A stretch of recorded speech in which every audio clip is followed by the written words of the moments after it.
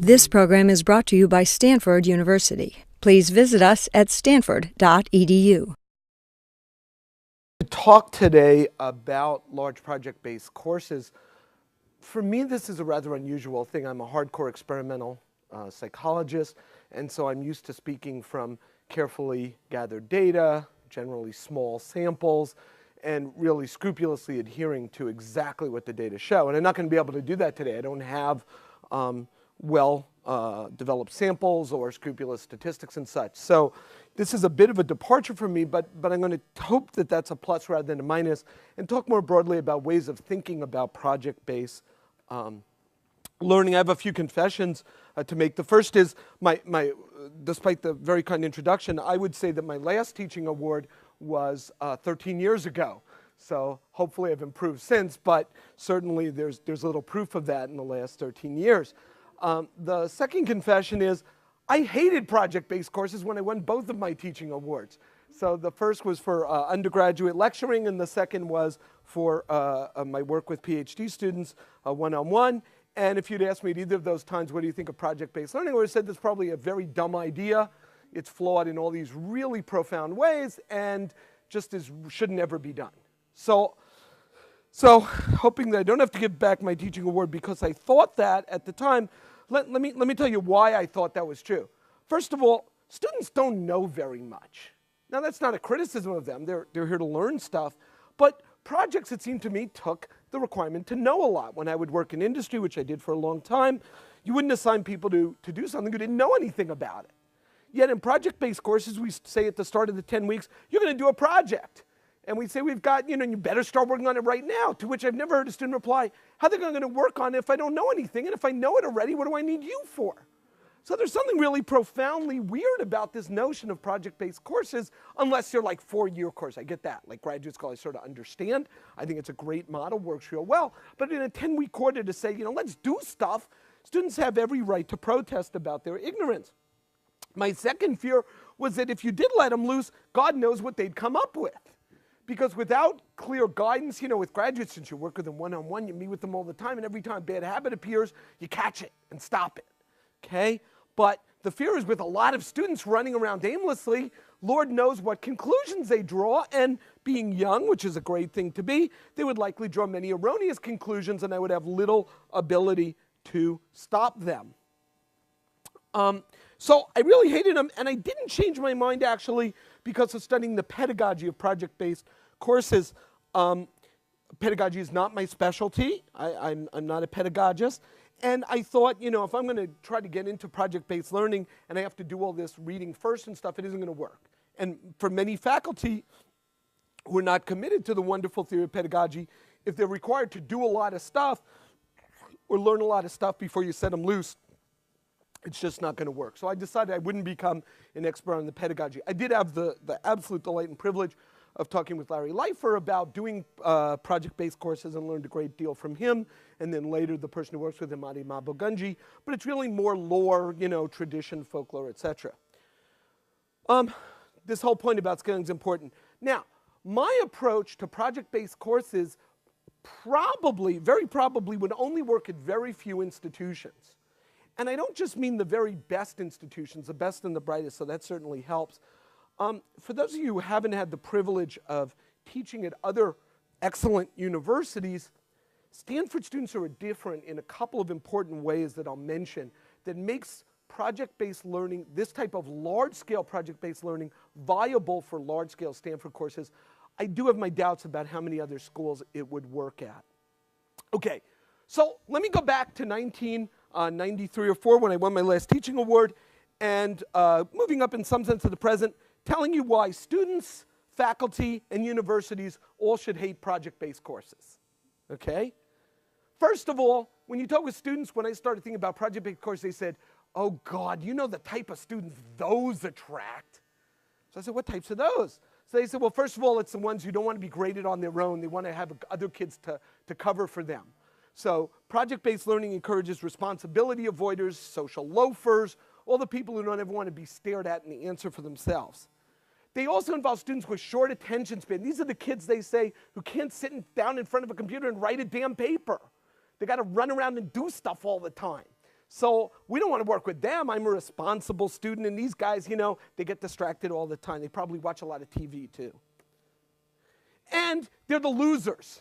They can't cope in real courses, you know, paper and exam courses, so they escape to project-based courses because, after all, who the hell knows what a project is?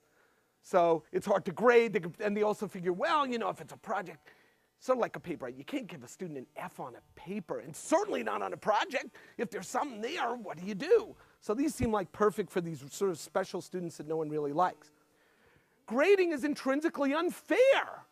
These kids say to me, and I live in a freshman dorm now, and I hear this a lot, you know, look, I'm a smart kid. I got here because I'm smart. I know how to get good grades. I'll be working with some idiot. They're going to screw me up. Then I can't ignore, you know, what's going to happen? Either I'll have to do the whole thing and I'll do it, you know, and that'll mean I don't get quite as good a grade, or I'll have to include their input and it'll screw me up. And then, you know, when I go to tell the teacher that I did all the work, they're going to lie and say, no, they did a lot and they're underappreciated, or I was too bossy or whatever. So this really sucks. So then the third one is these project-based courses are fundamentally lies. Okay, look, is what they say to me. When you give out a test, we know you don't care what you know the right answer, so you don't really care what I say. I don't really care what I say. There's a deal here. I'll answer this thing, you'll grade it, and we're both done. Now, if I love the subject matter, that's fine, but the test itself is a boring and utterly uninteresting artifact. Let's move on. And if I don't love the subject matter, all the more. Let's make sure we just get this done and move on. So no one really cares. Then they say, oh yeah, then the project teachers. They're the ones who tell you, oh, these are projects, these are artifacts. We will look at them and bask in them, etc. And then the truth is, what's going to happen? The professor looks at it. Maybe they give it a little more thought than the typical exam. They might give it a more thoughtful grade. You might get 2 paragraphs of comments instead of 1, and then you're done. So there's a fundamental lie here. Project-based courses, you do these projects, no one really cares. So if no one cares, why should I care? And at least with a test, we both know when I'm done. Okay? So why else don't they care? So what if you're a really passionate professor, you so clearly love, students love teaching, believe in project-based learning as a way to do things. So you go to the class, okay, we're going to break into 3s and do the Ash experiment. There's one problem with that. Ash did it. And we know the right answer. So now you're playing with fire. The best case scenario is you won't get your name on it. And the worst case scenario is you're wrong, not you discovered something new. So once when I was doing this, I had a student, I was working as a TA in a class, and a student ran up and goes, this is great. I discovered the Ash experiment is wrong. So what happened? They got a C. Now, so they came in and said, wait a minute, you know, what's going on here? I really made this major discovery. This dude, I don't know who this dude Ash is, if he's still alive, but if he is, I should call him.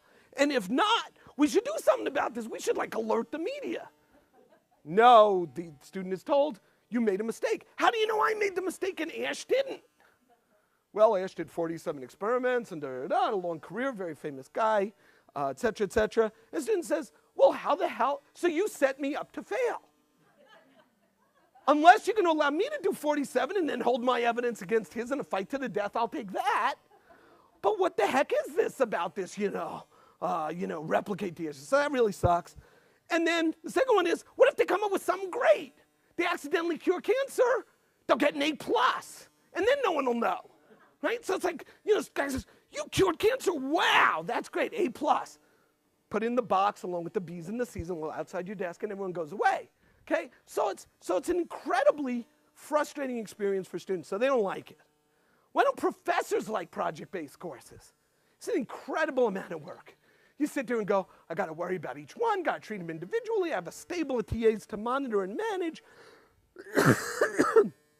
It's incredibly costly because the ratio of students to faculty is high, and do I get praise from my deans? No, they say, you're using up too many faculty, can you support another way, blah, blah, so it really is annoying there.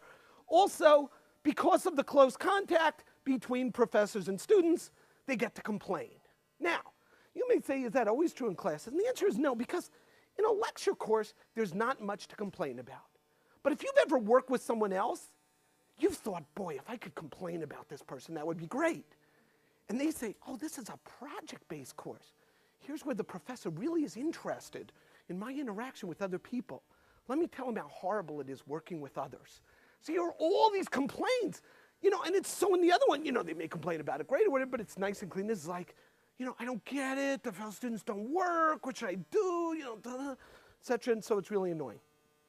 And at the end of the day, instead of getting recognition for how hard it is to teach project-based courses, you're told that your ratio of students to faculty, undergraduates taught to faculty, is low, and so you should examine that for the future. So it's a lousy system for professors. Why does the university hate it? It's expensive as heck. You require lots of TAs, so there's few students per faculty member. That's no good. And second of all, if the student really does invent something cool, now who owns it? Does the undergraduate own it? What if there was a faculty, what if there was an industry representative involved? And everybody just wants to take a nap. So these are really lousy things. These projects, I was right. Everything I thought in 1994 was absolutely right. And in fact, probably 13 years later, I'm even more convinced that all of this is true. Okay. So then, why did I say it's not impossible? Or did I mean it's not impossible, but surprise, it may not be impossible, but it's so hideous, don't do it. That could have been the subtitle, right? And I doubt you'd come, maybe because I wanted you to come to the talk to hear that. But in fact, no. So why bother to do this? Sounds miserable. And there's really a couple of motivations.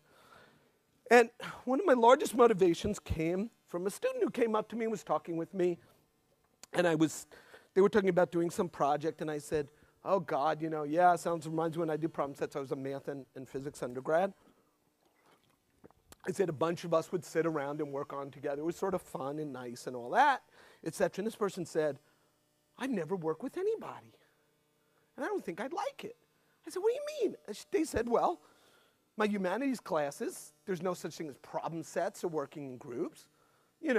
Most of the courses I take in the humanities don't have that. Social sciences don't really have that. So unless you're a math, physics, or science major, an engineers, of course, it's part of engineering, they never do it. So then you sit there and say, geez, Louise, you've never done that. So I thought, you've never worked in a team, yet for a huge fraction of your life, that's all you're going to do. So that seems like a good thing to do in college. Second thing that made me really sad was they never invented anything. I'll talk a minute why that's such a sad thing to be true. Never inventing something is really sad.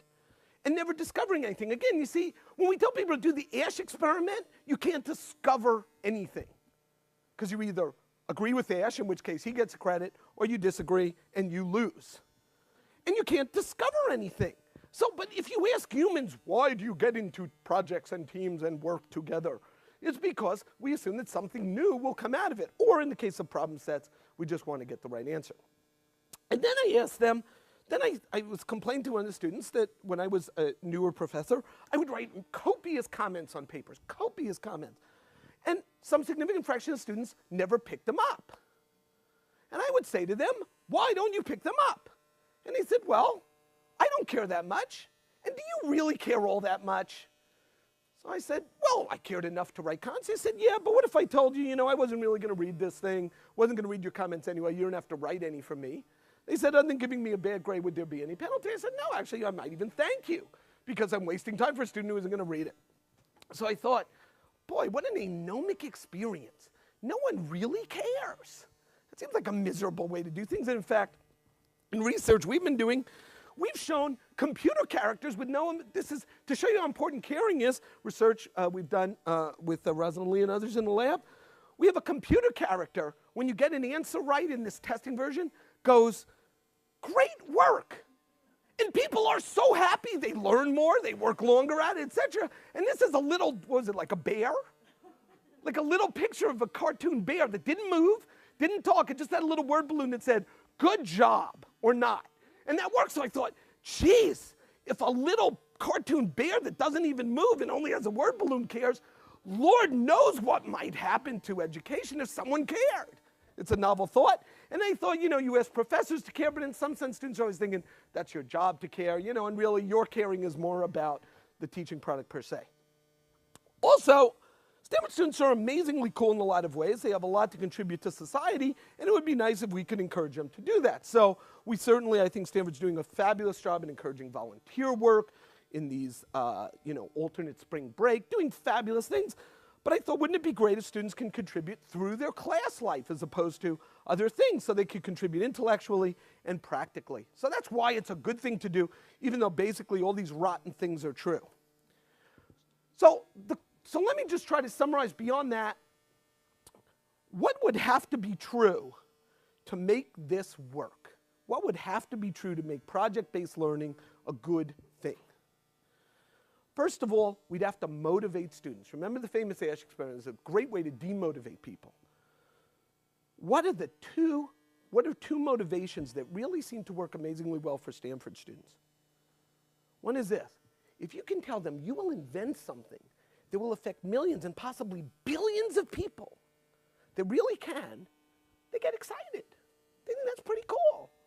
And you can't say, so when you grow up and leave Stanford, go and do that, and this course will teach you that.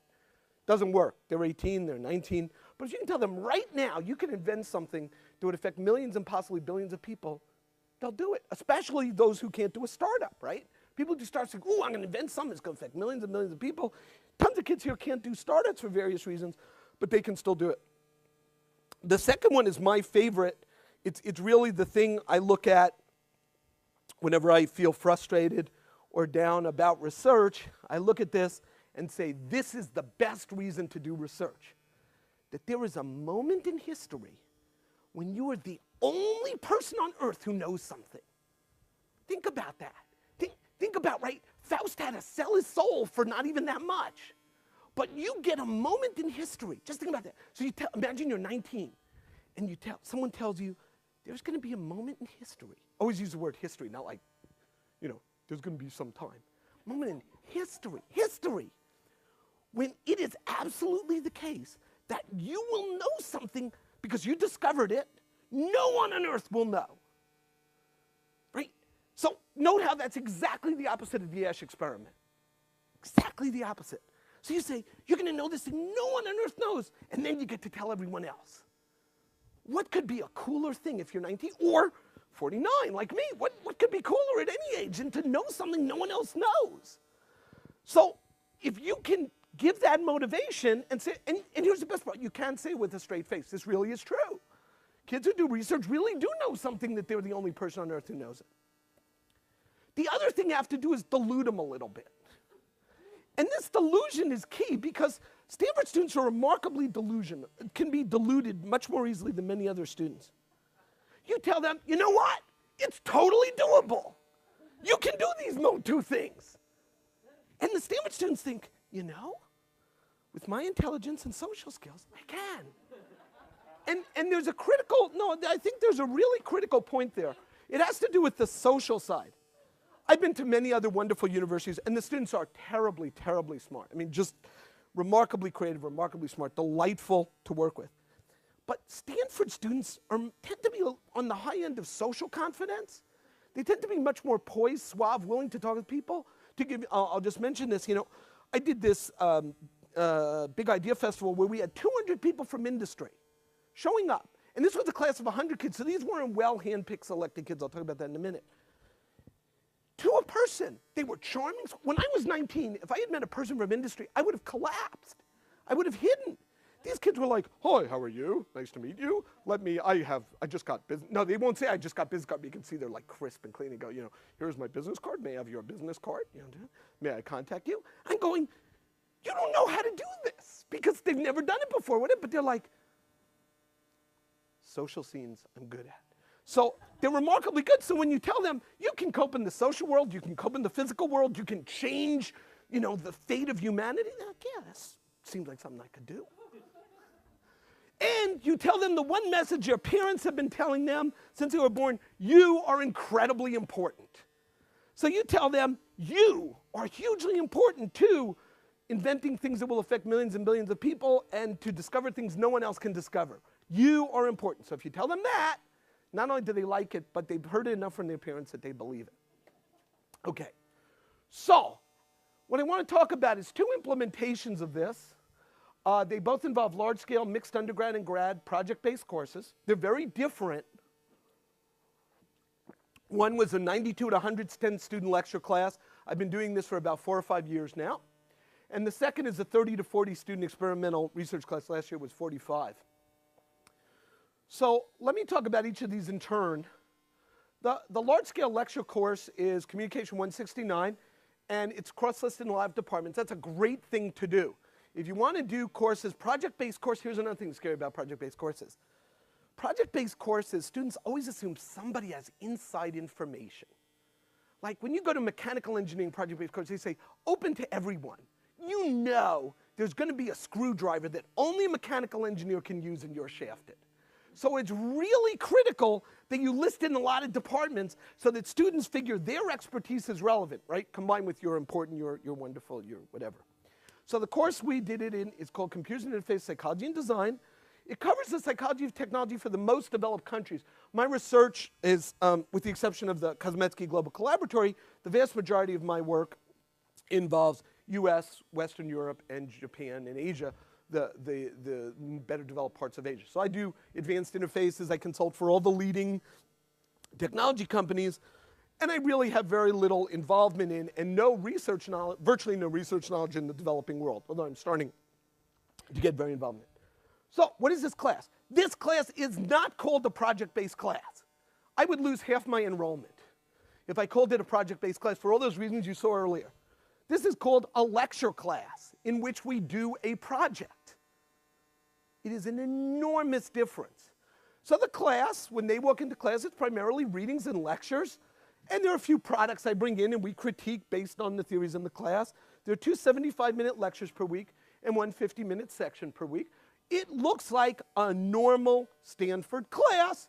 It just happens to have this thing called a project in addition to midterm and final. So let me tell you how the projects are structured and why they're structured this way. Teams of 3 students. This is the Larry Leifer research that suggests that teams of 3 seem to work best, and it does seem to work quite well in the class. We tell the students to be randomly assigned, to be willing to be randomly assigned. Only about half are willing to do that. And I've been meaning to do research on which groups do better, sort of a lot of the work, but we haven't done that yet. Next point is critical. The projects are 25 to 40% of the grade. The course is not, the project is not the majority of the grade.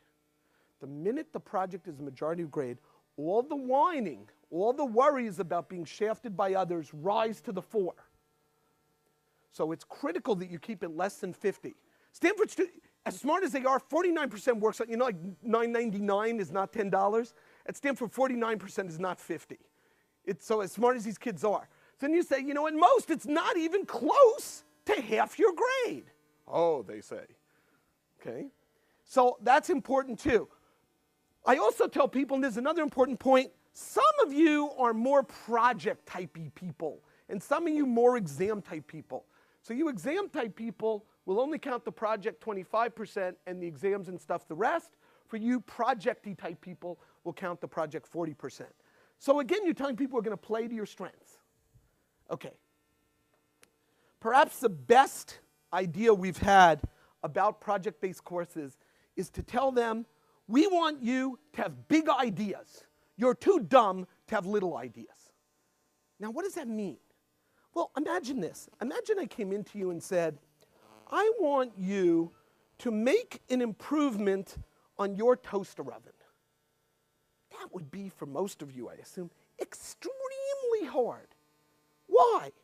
Because people who know a lot about toaster ovens have already thought of a lot of stuff. So an improvement that's really realistic, probably none of you, including myself, of course, are going to come up with. Because anything you do try to do probably runs up against manufacturing problems, design problems, cost problems, etc. You'll never do it. Okay. That's demoralizing. Remember the point. You can change the lives of millions and billions of people. If you can't make your toaster better, who cares? That's the other problem, right? No one will care. You can't change anything. Now, you can go to school for an extended period of time, get an advanced degree, apprentice under toaster makers, and eventually you probably could improve a toaster. But that ain't going to happen in 10 weeks. So let's move out of that domain. Let's go the exact opposite way. Let's say we want you to have a wild idea, a bold idea, so bold that it's very likely your exact idea won't work. But it's much more likely that there's a grain or a kernel or something valuable in your idea that will work. And other people can then fill in all the missing details. sounds doable. Because to me as a student, that sounds like they just want me to do something smart. I know how to be smart. They want me to do something creative. I know how to be creative. I don't know how to build toaster ovens, geez Louise. But maybe in building a toaster oven, if I'm explicit about what I'm doing, people will see something cool and steal the idea and run with it. So we tell them, we want them to design something. There's a design course. They have to design an actual product. But what we were focusing on is big, provocative, original, note original, because again, if you're trying to compete with others, you're doomed. You're doomed. You will never succeed. But if you're original and bold, then you will. And we tell them, we want people, when they look at your thing, to say, wow, what a great idea. Knowledgeable people. And we keep on explaining to them, you don't know enough for a little idea. And the students like that a lot because they're smart enough to know that.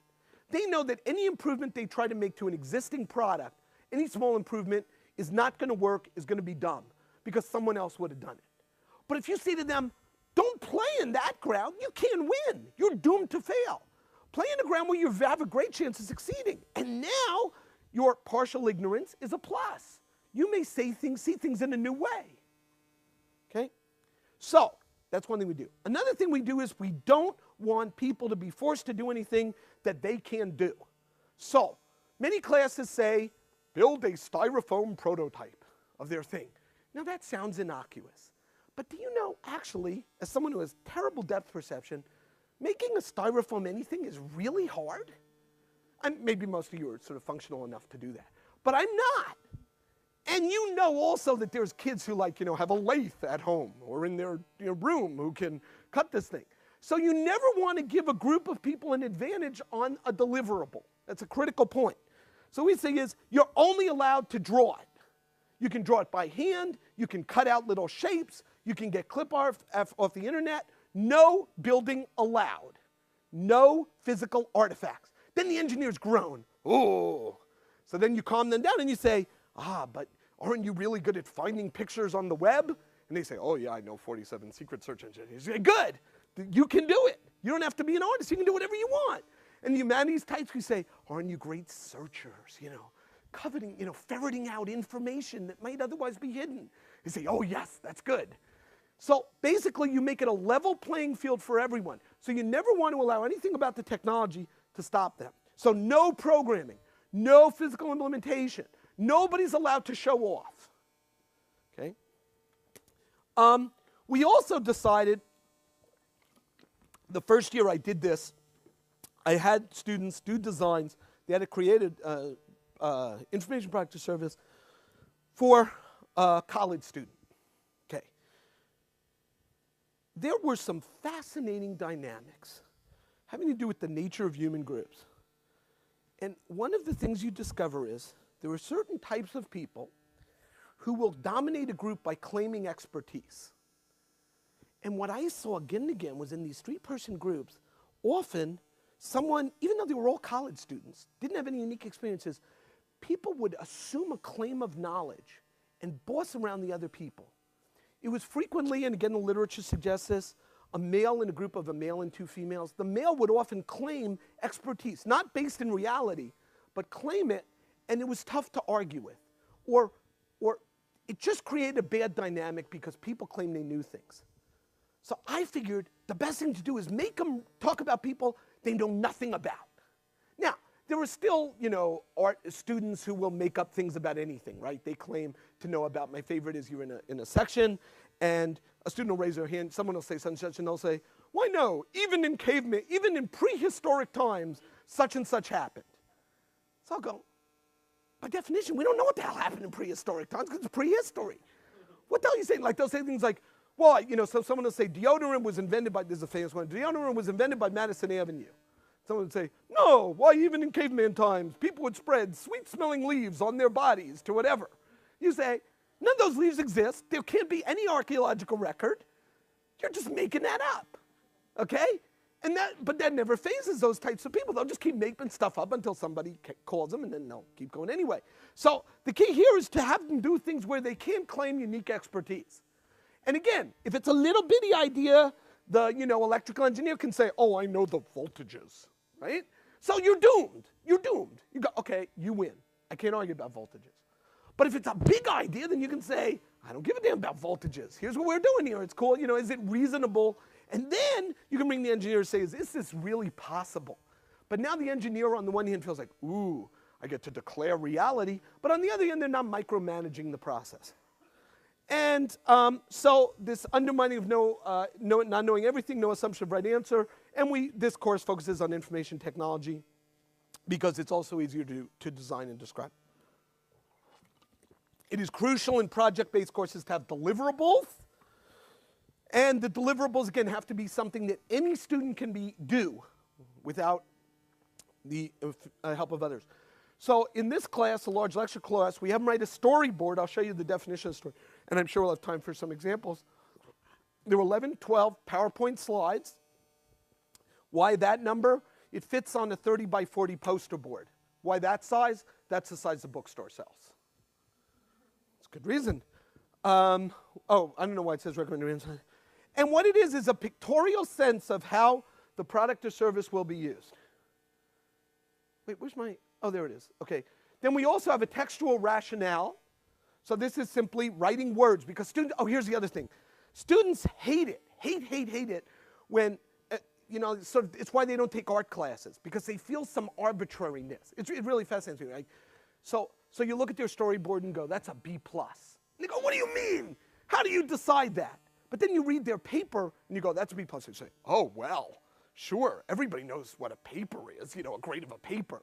So we discovered it's very important to have a textual rationale so that when students say, you just arbitrarily decided on the storyboard, you can say, no, I didn't arbitrarily grade your textual rationale.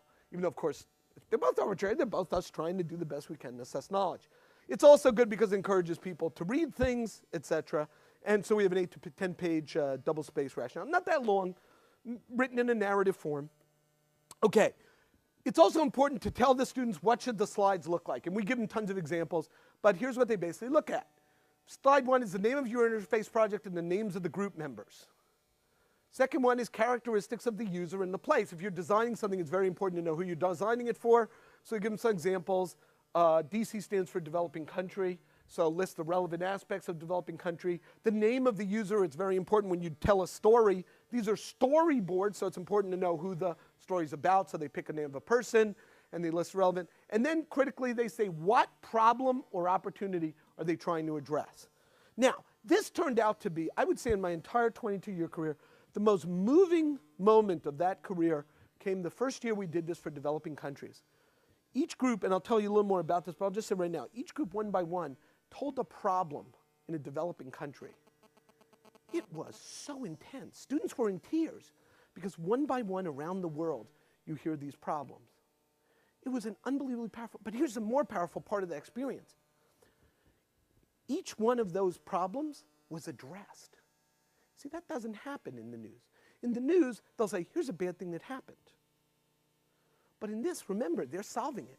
So it was like problem, solution, problem, solution. There was this sense, it was like this amazing bonding experience of tragedy and empowerment. These students felt like, geez Louise, there's a lot of problems, but wait a minute, I'm on the empowerment side. I'm on the side of fixing the darn thing. So it was an unbelievable experience, and every year we've done that. That's been the most striking thing, this juxtaposition of problem, solution, that becomes extremely moving. It's what got me involved in studying developing countries. So I was doing developing countries first, I should make clear. I had absolutely zero academic interest in developing countries. None. Zero. I got interested in it as a way of getting students not to talk about themselves all the time. After hearing these projects again and again, I started saying, wait, this is sort of cool. You can be. I felt empowered. I went out and did stuff. So I'm now involved in the Kosmetsky Global Collaboratory, actually, helping things. Third is, list your brilliant, startling, and innovative ideas. It's very important in this type of environment to talk about the students being brilliant.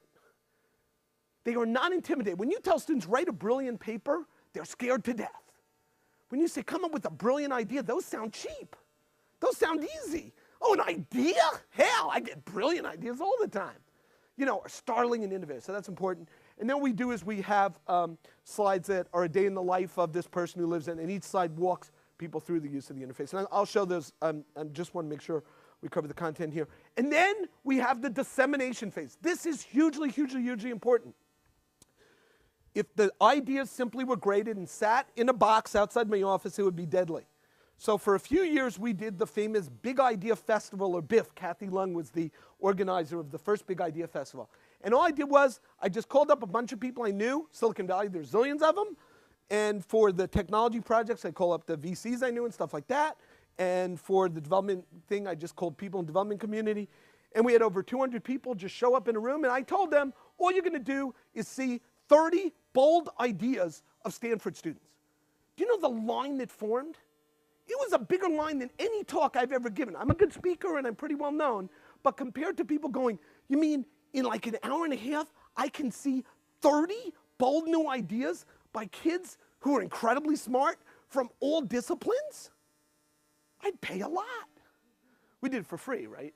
Although we got a donation from what, Philips that first year? And then Motorola. But they would have paid us. They would have killed for that.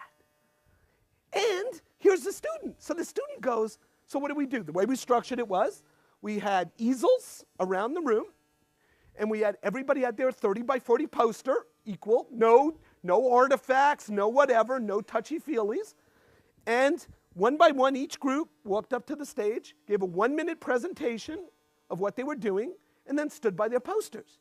And these people walked around and talked with them. A, the students couldn't believe that these people were talking with them. B, they were so good. They were just so good at that. So it was unbelievable. And they started taking business cards, collecting business, training. Kids got excited. Kids started doing projects. Startups started, all this other stuff. Kids got jobs. But critically, not a single one of those events had to do with the exact project the student did. You know why? Their projects were dumb at some basic levels. But they're supposed to be. They're kids. You're not looking for the invention. But many of them had a germ of an idea. And a lot of the ideas, so some guy would come up and go, you know, this project, what made you think of this? And they'd talk about it and they'd go, now that's a great insight. Could we use that for there was one I remember this was, right, developing countries. Someone says, we're designing this new thing for Disneyland, this new tracking system for people wanting to do, would this help? And the kids were engaged and all. It was like, the company was thrilled, students were thrilled, jobs occurred, right? And it wasn't about Disneyland. Believe me, the word Disneyland did not appear in any of our developing country slides. But nonetheless, it was because intelligent people were able to find critical ideas for them and then work together. So it's phenomenal success and it's worked very well. Unfortunately, over the past couple of years, I haven't had the bandwidth to do it, which has been regrettable, and I really have to revive that. But even when we couldn't do that, what did we do? We simply had an in-class presentation. We had each group walk up, the whole class was there, 100 kids. Each group would walk up for 1 minute, and critical, not just present. After every 5, I would give comments, highlighting the brilliant ideas. Not A+, B-, not that was good or bad, but like, here is the brilliant idea. That meant that every kid left that room thinking, I had a brilliant idea. I could have more of them. And many of them did come afterwards and go, hey, I have more brilliant ideas, can you? And again, so they've gotten involved. We've got kids going to India now. We've got kids going all over. But again, remember, this course is not about developing countries. And most important, the vast majority of those kids would never take a project-based course and would never have signed up for the course if it was called project-based. They signed up because it was lectures on computers and interfaces, and they wanted to learn the stuff. And if you ask them, was this a project-based course, they say, what the hell are you talking about? It was lectures. It was a normal class. We just had a project in it. Okay. Now, how did this solve? I've been hinting at it already, but let me just quickly go through. How did it solve all the problems I mentioned earlier? So you should, of course, remember all those problems or check your notes or whatever it is you do. Here's what happens. First of all, normal students. None of these kids who tried to hide, because it was a lecture class. So it had normal kids in it. The grade on the project was not definitive, so your grade didn't get mucked up. People who care heard about it. These things weren't just swallowed away. We did posting. We also post them on the web, but not just post them on the web and throw them out. We show the kids a list of all the people we're sending this to specifically, famous people from around the world who get to see this.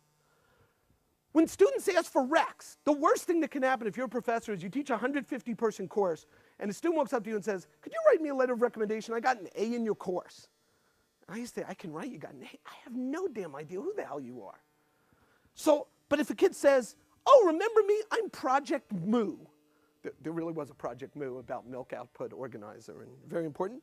But he goes, I know Project Moo. I don't know who the hell you are, but I know a lot about Project Moo. It was a cool project. Then I can write him a letter. Because I know project moves. So the students have a point of discussion. So literally, any student from that class who contacts me, sentence one is, hi, I was a sophomore in your class. You may not remember me, because they always write that, and I'm thinking, oh God, I don't. They go, but I was, the syphilis project. I go, oh, syphilis, right. That was great because of this. And then they can remind me, in fact, sometimes I write them to say, and remember the thing you said was great about this project. They're writing their own rec letters. The thing that was great about this project was, and you go, oh, good, man. So that's great. Note, it fits neatly within section. So our teacher TA to student ratio was 30-1. Sections are, often they're about 30 to 41 anyway, because the way we do projects are based in sessions. So you have to be in the same section as the students you're doing your project with. So it wasn't as hard as it looks. The festival was killer, but with an unbelievable payoff. And if we could figure out a way to do it, we'd do it again. And the class itself wasn't that bad. It wasn't expensive because it didn't need a lot of extra staff. It came out of the class, TAs, and there were no IP worries because these ideas are too ridiculous. Or brilliant, right? They're perfect because they're not IPable, there's no ownership issues, but at the same time, they're cool enough that companies would want to use them. So that's the magic of this. Let me very quickly go to the other class, same large research, but this was a class where we said, we're going to do research projects. And these are real experiments. So I mentioned the Ash experiment earlier. This class is inventing the Shridlump experiment, where Shridlump is a kid in the class. That's what this is about. This is about developing projects that these kids will get their names on, not dead people. Okay, it's original research projects. This was a class on advanced experimental design. And at first I thought it would intimidate people, but I immediately said, first sentence of the description goes, you don't have to know anything to take this class. You just have to be hardworking and really smart. And whatever expertise you bring to the table will be incredibly valuable. I teach a wonderful lecture called Everything You Wanted to Know About Experimental Research But Were Afraid to Ask. It's a 1.5-hour lecture that brings everyone up to speed. Now, here's another point about teaching project-based courses. If you take what you do seriously, which is what I did in 1994, and I won the teaching award, you will never teach a project-based course. Because to do what you do requires so much knowledge, thought, consideration. You'd never let some bozo 19-year-old touch it. So when I told somebody I'm teaching a 1.5-hour lecture, everything you need to know about, not like the things you need, like everything you need to know, people said, that's insulting to me. I teach an entire 3/4 on everything you need to know about experimental research. And in fact, I do not even touch the surface of experimental research. Okay? And I said, you know what? You're right.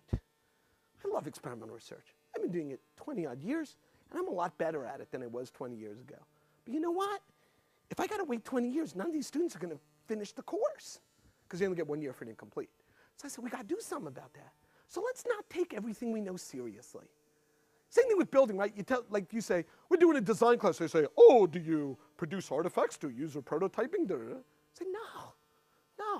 And it gets them in the gut. It's like, my craft, my beloved craft. And I'm glad they love their craft. But at the same time, if you really want kids to just do stuff, you better give it up. So when I have PhD students, they don't just get one lecture on the beauties of experimental design. I work them to death. They work with me all the time. They learn an incredible amount. But it takes them a long time. We got 10 weeks from start to finish. The course is structured around individual meetings with project groups, but I don't do it. I have some meetings with them, of course, throughout the quarter, but it's not fundamentally me driving it. The teams are 3 or 4, again, the Larry Leifer rule, undergraduate and grad students. Students indicate, in this case, they're randomly assigned in the sense that they indicate their interest area and we pair them up. But we also do drafting. So the team leads sort of know what they may need, like do they need programmers, do they need this or that, and they'll sort of draft the students. The team leads are PhD students or experienced master's students, and this is critical. They are not TAs, they are not RAs, yet they kill to be in this class. They strangle each other to fight to get in this class. Why? Because what do they want to do? Well, if you're an experimental researcher, you want to run experiments. And I say to them, would you like to have 4 terribly bright, energetic students helping you with all aspects of the research or not? They say, how much do I have to pay you? They don't ask for TA support. They're like, You mean I can get free ones? And in fact, so there's this tremendous demand to make the class bigger and bigger. Because they go, I'll do 2 teams. Because I can get 2 experiments done.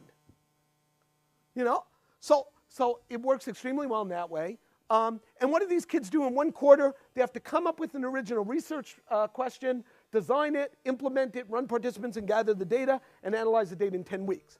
This is impossible. But the first time I taught the course, I forgot to tell the students that. And they all did it. I found out if you tell them it's possible, they believe you. It's amazing what they'll believe. This is the part about delusion. So you say, look, you can do this in 10 weeks. And then, you know, there's always the people who scoff and they say, oh, but isn't this something that should take years of crafting and da-da-da? I say, no, it's done in 10 weeks, all the time, by everybody. Go and do it. And they do. And it works great. And they get fabulous data and fantastic things happen. Well, what are their deliverables? Oh, so in this case, the presentations, they get journal articles. Tons of students out of this class, undergraduates, have published journal articles based on this research. Conferences, they go to conferences and present the research. Also, like at the recent MediaX conference, we had student teams, kids come in and show their stuff. Book chapters. So my book, my second book, Wired for Speech, about 80% of the studies discussed, and it's a book that describes studies, are from this class, 1 year or 2 years, where we just said do projects. How come that worked? Because no one did the Ash experiment. Each experiment was different. Now, if you count, in that class of about 30 to 40 students, 3 to 4 per team, there were 10 experiments produced in 1 quarter, in 1 10-week period. That is the most productive social science lab in the world. The most productive social science lab in the world at virtually 0 cost. In fact, most of the workers here are paying to be there, called tuition. And they all say to themselves, what happens? They have research experience. Tough to do research. You know, universities trying to get more students some research experience. In fact, they say, oh God, if I have to work with an undergrad, another one, you know, I can do 1, I can do 2, I can't scale it. But here you scale it. Here they get all these opportunities. Note also the incentives. Remember, in a normal class, the incentive of the TA is to grade as little as possible. And the incentive of the student is to do as little as possible to get the grade they want, with the exception of those few students who are wonderful and fabulous and I love. Note in this class, the incentive of everyone is to do a project so good that it can get published. Think about that. It's not a grade incentive. There's a total incentive to do work so good that the outside world will say it's great. And sometimes students do that for their own reasons. Like, you know, if you have a class, when I was in college, there was a class I just loved. And I said, I'm going to do the best damn paper I can conceivably. I'm just so into this. I'm so psyched I'm going to do it. So that happened once. And you know what? The professor read it and said, excellent work, Cliff. Fair enough. What the hell was he going to do with my paper? But here, and note, the team leader has an incredible incentive because they're PhD students. They want to publish. They want to go out in the world. They want to have me able to say that they've worked with students on research. So it's a phenomenal way of aligning things. We also had a research festival for this. And again, companies killed to be there and came because we said, hey, do you want to hear about 10 new discoveries in Stanford in an hour? All about interfaces? Yes. Yes, lots and lots. Lots and lots of people did that. And what happened to the students? They met people from industry. They got jobs. They got new research ideas. They got everything. And it was free, right? I mean, we paid for food, didn't we? We sort of had, but that was cookies and stuff. It wasn't even a real meal. And it worked great. So now for research, how does this solve the problem? Normal students, low-cost way to get into research. Instead of requiring one-on-one research involvement, it's helpless. Grades are effort grounded. No one didn't get a good grade because their experiment didn't work, because that's unfair. They're doing research, right? People who care hear about the projects, publication, obviously. Again, I remember students by the projects. Critical. The projects neatly fit into the leaders' lives. The team leads have the exact same incentive structure as the students. That's the magic of projects.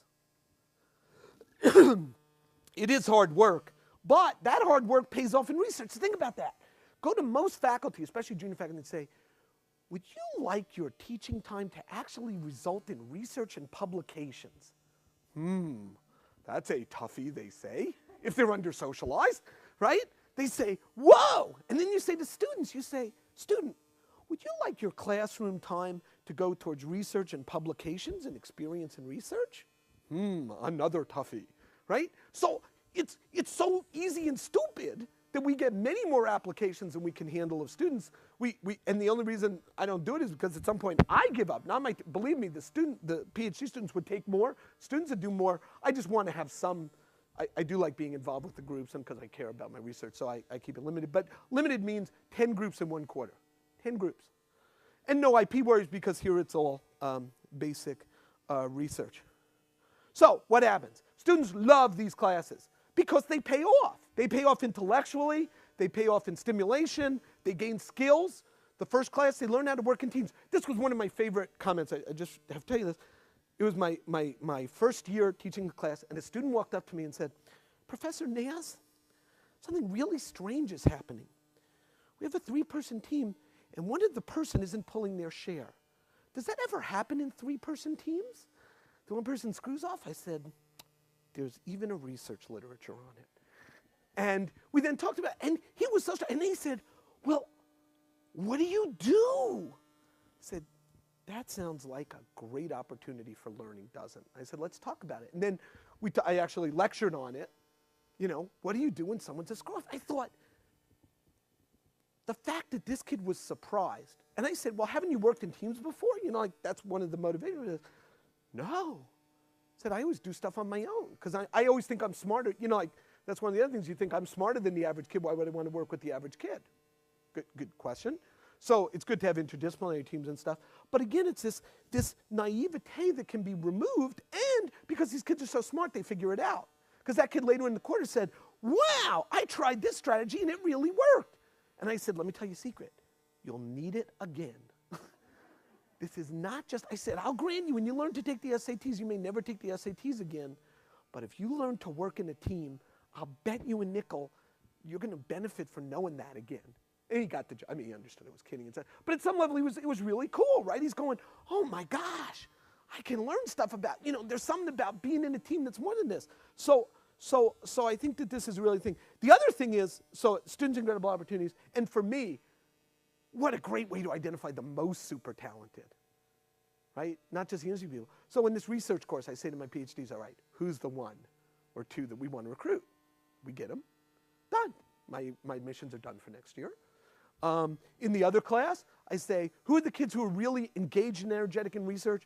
And then I say, hey, why don't you do this class again? And they can take the class many times. It's so funny. These students go, you know, it's really great because they come to me and go, that seems like a class you could do more than once. And they said, because, you know, not every research study is the same. I said, son of a gun, you're right. Why don't you do that? So I have kids who have taken this class 4 times. And what have they done? 4 totally different studies, some trying to get breadth, some trying to get some trying to get depth. Same idea. So they do all these courses, and it's fabulous for them. And for me, then again, I find the kids and I say, why don't you join my lab? So the very best undergrad, in fact, there's one here now, very best undergrads, you say, hey, the hell with the course. Come and join our lab. Hang out, dude, you know. So it's a phenomenal recruitment thing as well. So let me stop there, and I hope I didn't run over time. I didn't know what time I was supposed to stop. And thank you all, and take questions on anything. Happy to talk about any of this. Yeah. How do you deal with the Human Subjects Committee for publishing research out of the course? It's a total pain. So what we do instead is we do a few things. One, we try to create studies that are under exempt review, which can go really fast. The other thing we do is we try to, when we write, we already do this in our lab anyway, when we write protocols, we try to write them broadly enough that the things will fit. But we don't do high-risk research. That is a constraint that's frustrating. I mean, I accept it because, but in my perfect research world, in a sense, for a perfect project-based class, you wouldn't have human subjects for that. You'd give an exemption. It'd be hard to do another. You give an exemption because I don't want to slow down these kids.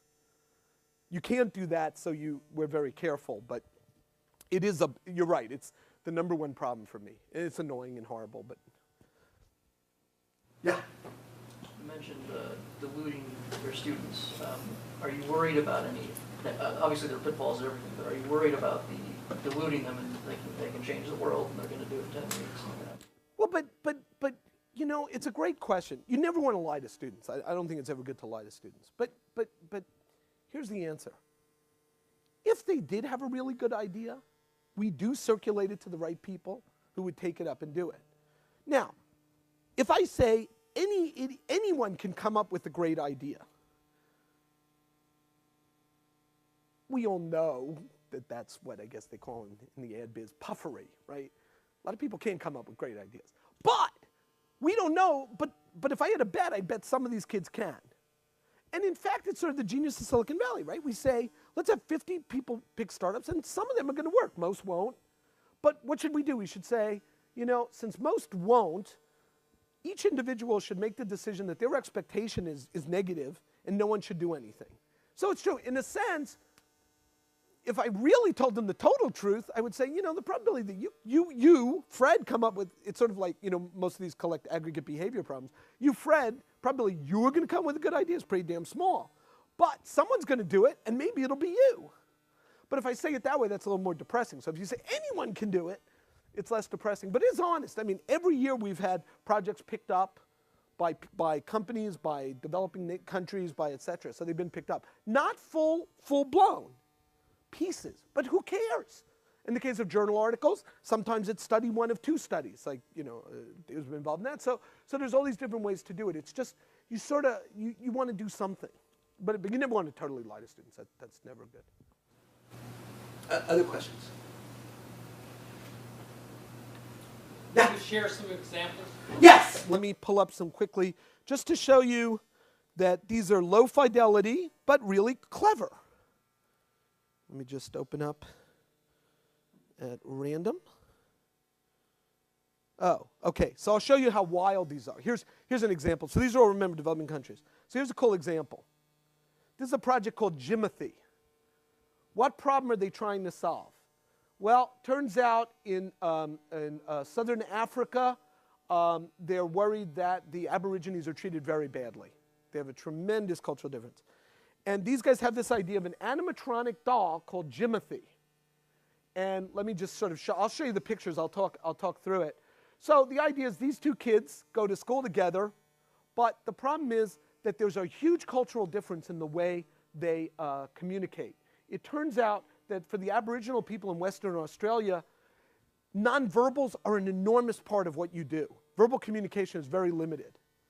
And the traditional Australian culture is much more verbals. So when these kids try to interact, the Aborigines are seen as uncommunicative, even though they're both seen as uncommunicative, right? It's a perfect classic, like any how can you not love that, right? Both are looking at each other and going, boy, you're so goddamn uncommunicative, and here I am communicating my little buns off, right?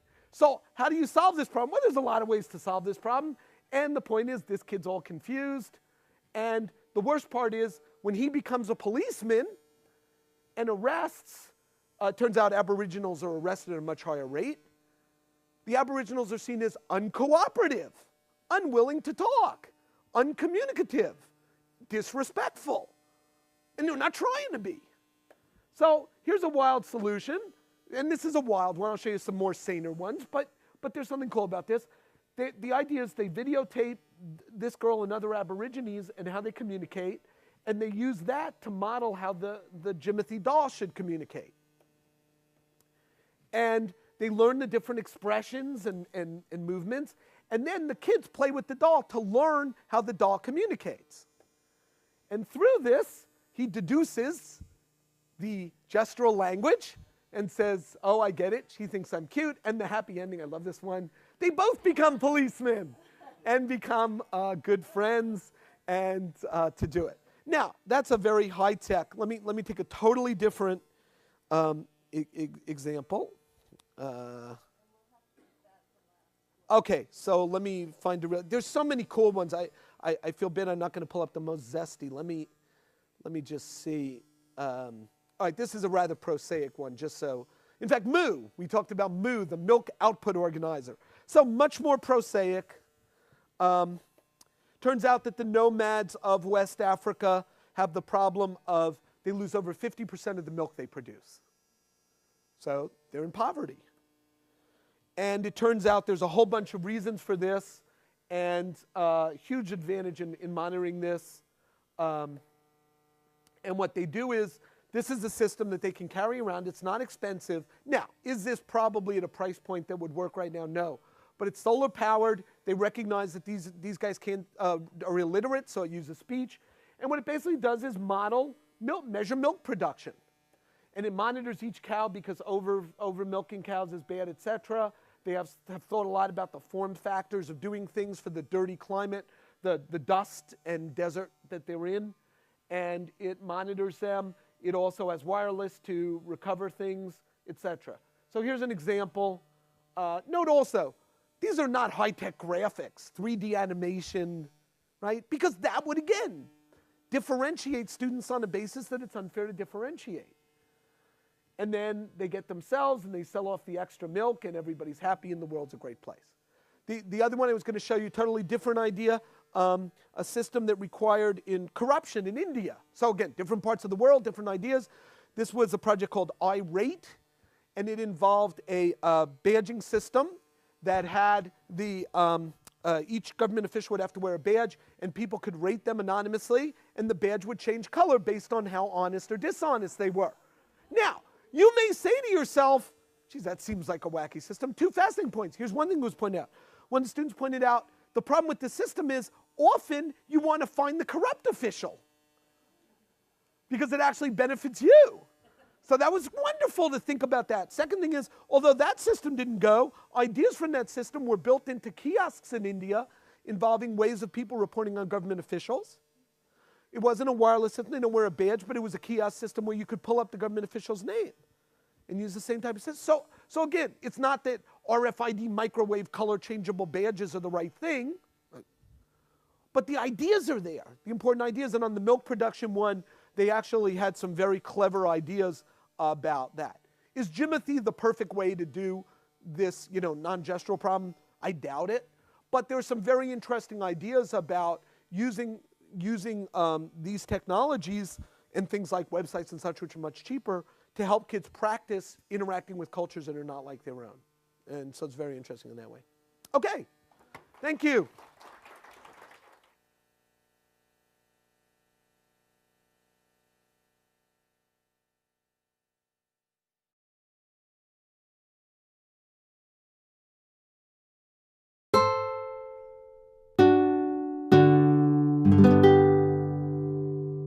The preceding program is copyrighted by Stanford University. Please visit us at stanford.edu.